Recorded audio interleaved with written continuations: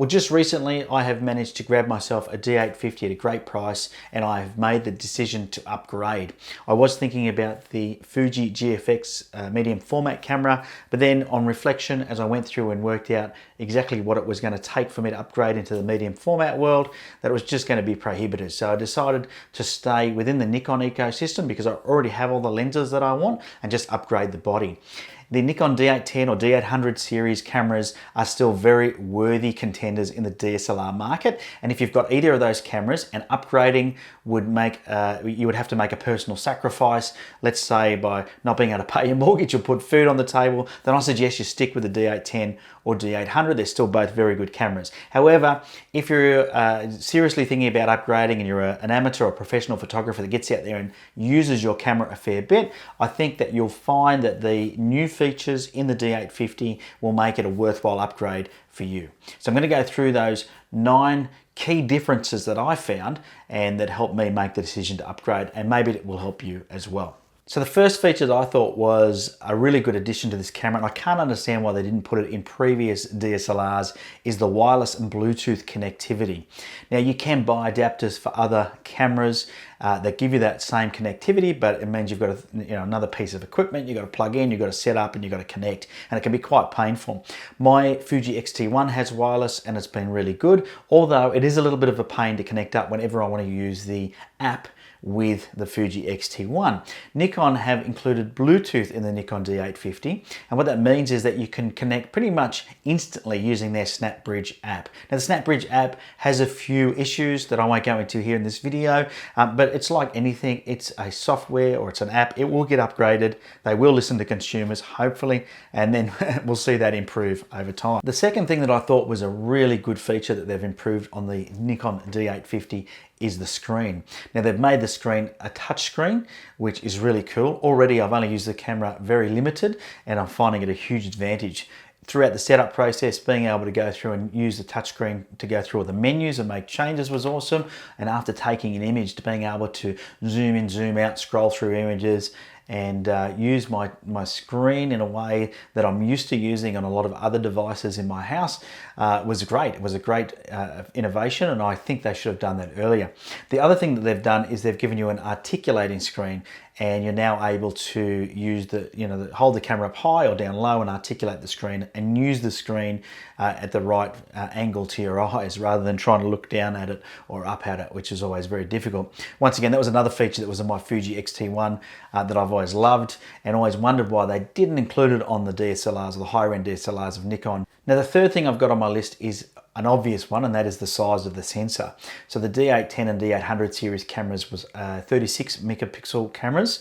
You're going from 36 megapixels to 46 megapixels. Now that has its upsides and its downsides. Upsides being that you get more detail. Downside now is that every little mistake you make will be amplified because there's more resolution, there's finer detail, so things that are not in focus, it's going to be picked up more. And it's funny, I was talking to somebody just yesterday and they were telling me that it's a great camera, but they're having trouble nailing sharp focus even on their tripod. So, it's going to challenge some people. If you haven't got your techniques right, it's going to show up once you get your photos back and you upload them into Lightroom or Photoshop or whatever software you use, you're going to see that happening. The other downside is file sizes are going to be bigger. There's more resolution, it's going to take more space. All right, now the fourth thing is to do with low light ISO or maximum ISO performance.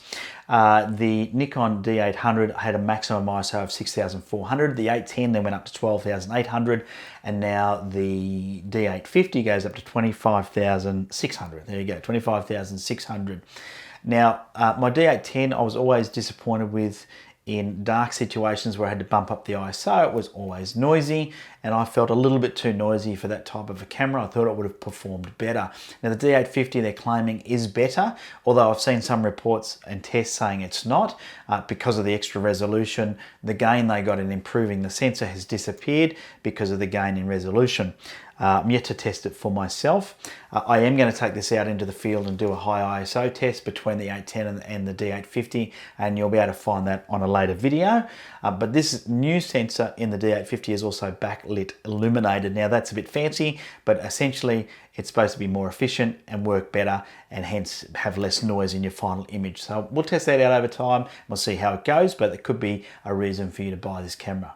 Now the fifth improvement that I thought was really good was on the number of focus points. The D810 had 51 focus points, is where the D850 has got the Nikon D5 focus system now with 153 focus points. So that's not going to matter to you if you don't do anything that moves, because it's really handy for sports or wildlife or action photography. If you're like me and you're into landscape photography and most things don't move, it's not going to be a big deal maker or deal breaker. They also say that it has the ability to focus quicker in lower light than the D810 did.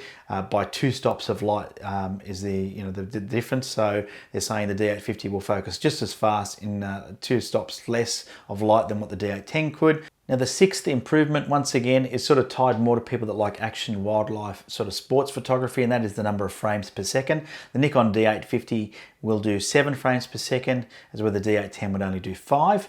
With the Nikon D850, put the battery grip on, I believe you go up to 9 frames per second. So if that's important to you, then that could be a reason for you to upgrade. For me, it wasn't a deal maker or a deal breaker. All right, the seventh feature that I thought was good, and it was a good upgrade for this camera. Now, it's not going to be a deal maker or a deal breaker for everybody. It wasn't for me, but that is its new video capabilities. The D850 can shoot in 4K mode, and you can do 8K time lapse. I don't know when you're going to need that. Where the D810 could only shoot at 1080p if you're doing video, now you can shoot at 4K video with this camera. So if you're a filmmaker, it also has some internal image stabilization as well with the video. So you've now got in-camera stabilization plus 4K. You should be able to get some pretty amazing video footage out of this DSLR. Alrighty, we're up to the 8th feature that I thought is fantastic, and this is certainly something that I'm looking forward to using and testing, and that is the focus bracketing or focus stacking ability of this camera. Now, it doesn't actually do in-camera focus stacking. What you can do is you can take multiple exposures of the same thing, but with the focus moving. So it's just like any bracketing function in the camera, except you can tell it how many shots you want and how many different focal points you want it to hit. This will be great for things like landscape with close foreground, or it could be great for macro photography where the depth of field is very hard to get.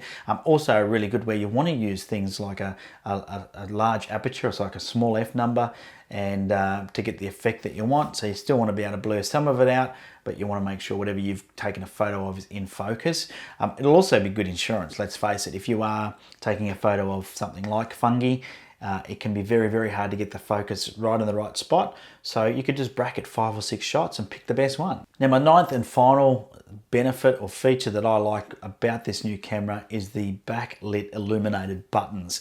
Now, it's not a deal maker or a deal breaker. I've never had trouble because of my buttons not being illuminated in the past. I mean, the D810 hasn't got them illuminated. However, there have been times when it would be handy. I do sometimes wear a headlamp that we won't have to wear anymore, and that's not such a big problem for you as the user. But if you're in a group of photographers and you've got a headlamp on your head and someone talks to you and you turn and you face them, you know what it's like to be blinded by the light. So it'd be great if everybody had backlit illuminated buttons on their camera to avoid that from happening.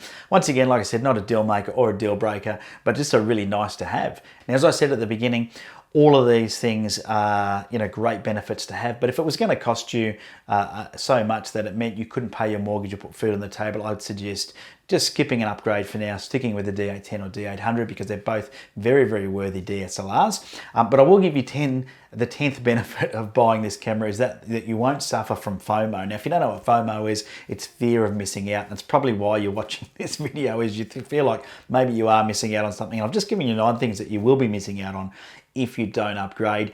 So by upgrading, of course, you're not going to experience this FOMO for much longer.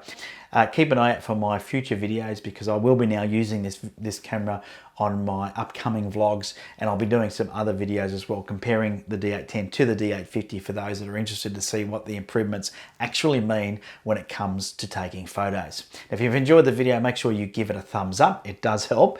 And if you can also hit the subscribe button if you haven't already, along with that notification bell, so you never ever miss out on a video. Until next time, get out there and take some photos.